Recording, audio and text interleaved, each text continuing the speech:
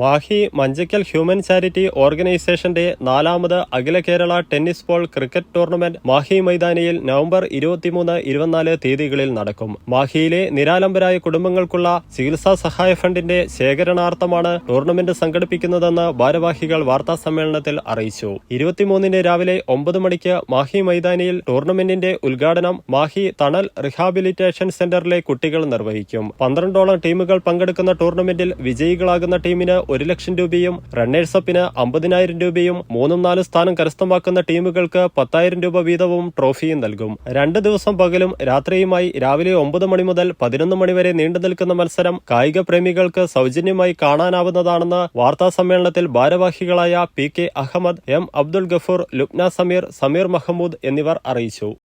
Silver pumps ലോകോത്തര നിലവാരം പുലർത്തുന്ന ഈടുറ്റ പമ്പ് സെറ്റുകൾ.